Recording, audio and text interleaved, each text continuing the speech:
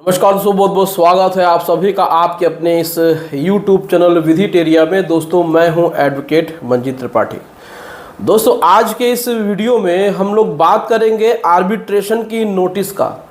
जी हाँ दोस्तों, आजकल आप लोग देख ही रहे हैं कि बैंक आर्बिट्रेशन की प्रोसीडिंग पे ज़्यादा ध्यान दे रहे हैं।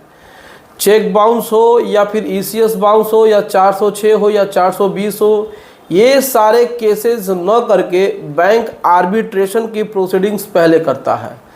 बैंक आर्बिट्रेशन के माध्यम से आपके ऊपर जो भी वह रिकवरी इम्पोज कर रहा है, यानी जो भी आपसे रिकवरी करना चाहता है वो आर्बिट्रेशन के माध्यम से कर रहा है।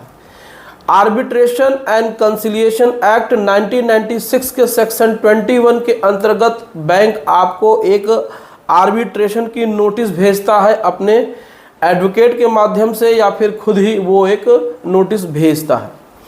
तो आर्बिट्रेशन की जब नोटिस आपके पास आती है तो क्या इस आर्बिट्रेशन की नोटिस का रिप्लाई देना जरूरी है?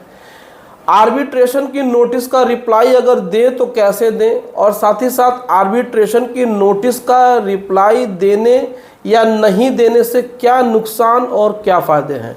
बहुत सारे क्वेश्चंस आप लोग ऐसे ही पूछते हैं कि सर हमें आर्बिट्रेशन की नोटिस आई है बैंक की तरफ से, हमें इसका जवाब देना चाहिए या नहीं देना चाहिए।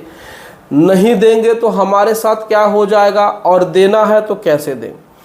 तो आर्बिट्रेशन का मतलब क्या होता है, सबसे पहले इसको आप जानिए। देखिए, वीडियो को जब भी कोई बनाता है तो वो पूरी चीज़ें आपको बताने की कोशिश करता है, तो वीडियो थोड़ी सी लंबी हो जाती है। तो आर्बिट्रेशन का मतलब ये होता है कि दो पक्षों के बीच में एक ऐसा व्यक्ति जो दोनों पक्षों की बातें सुन करके बैलेंस करके एक आदेश पारित करे जो दोनों पक्षों के लिए अच्छा हो। लेकिन यहाँ पर जो आर्बिट्रेशन होती है वो दूसरे आर्बिट्रेशन से बिल्कुल अलग होती है।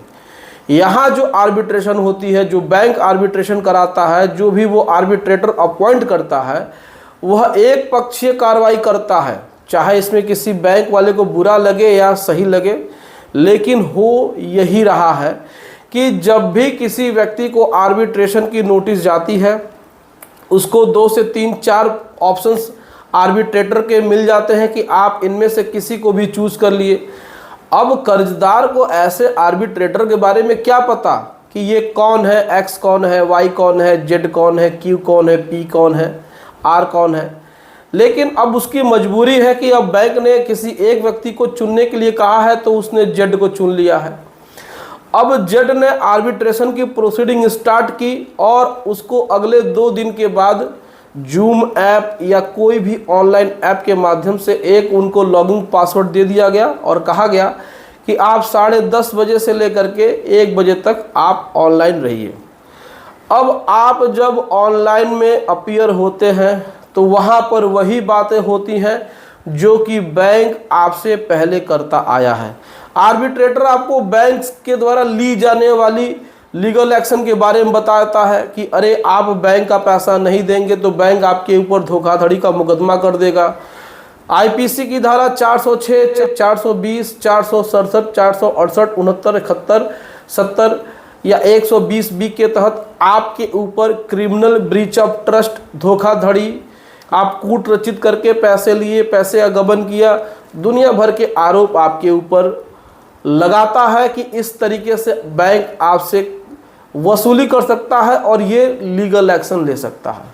नहीं तो बैंक आपके खिलाफ RC इशू करा सकता है, आपके घर, मकान, जमीन, जायदाद की कुर्की हो जाएगी और उसको कुर्की करके नीलाम करके बैंक का पैसा दिलाया जा सकता है। आपने चेक दिया हुआ है तो चेक के माध्यम से आपके ऊपर केस हो जाएगा और वहाँ से आपके ऊपर जुर्माना लग जाएगा, आपको जेल हो जाएगी। ECS दिया हुआ है तो तमाम तरीके की चीज़ें आर्बिट्रेटर आपको डराता है।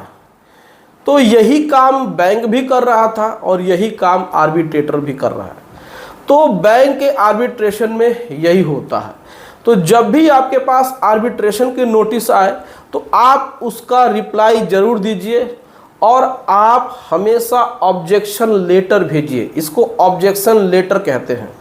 अब इसको ऑब्जेक्शन लेटर भेजना कैसे है, देखिए, आपको आर्बिट्रेटर को नहीं भेजना है, आपको बैंक को भेजना है और इनके हेड ऑफिस को भेजना है।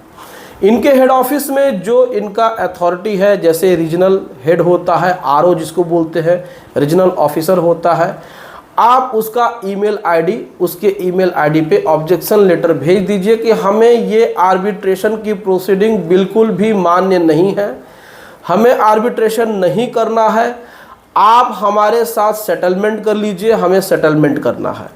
तो आप अपना स्ट्रॉन्ग एक ऑब्जेक्शन लेटर बना करके मेल भी करिए और साथ ही साथ इसको बाय पोस्ट उनको भिजवाइए।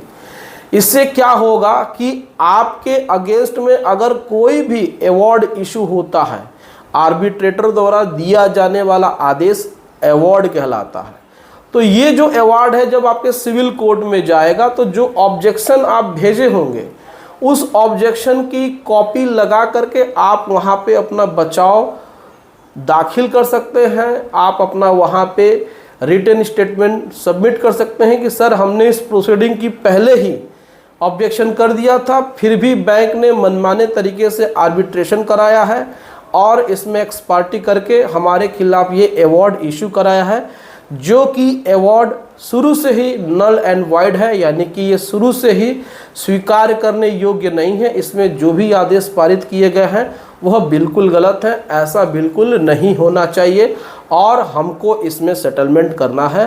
तो आप इसको सिविल कोर्ट में भी चैलेंज करके वहाँ भी आप सेटलमेंट करा सकते हैं।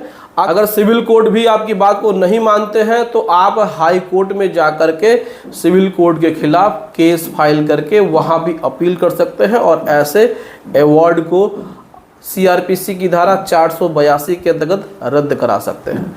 तो यहाँ पे आपको किसी भी प्रकार से कोई भी दिक्कत नहीं होने वाली है, लेकिन कोई भी नोटिस बैंक की हो या आर्बिट्रेशन की नोटिस हो तो इसको आप ऑब्जेक्शन जरूर करिए। इसका रिप्लाई आपको बैंक को देना है, आर्बिट्रेटर को नहीं देना है। तो आई होप कि आपको सारी बातें समझ में आ गई होंगी।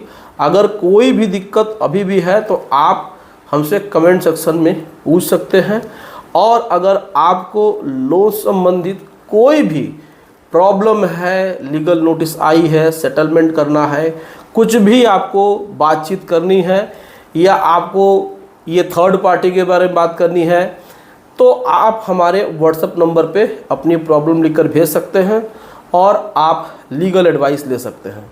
तो दोस्तों, जानकारी अच्छी लगी हो तो वीडियो को लाइक कर दीजिए, इसे अपने दोस्तों और रिश्तेदारों में शेयर कर दीजिए और हमारे चैनल को सब्सक्राइब करके हमें सपोर्ट ज़रूर प्रदान करिए।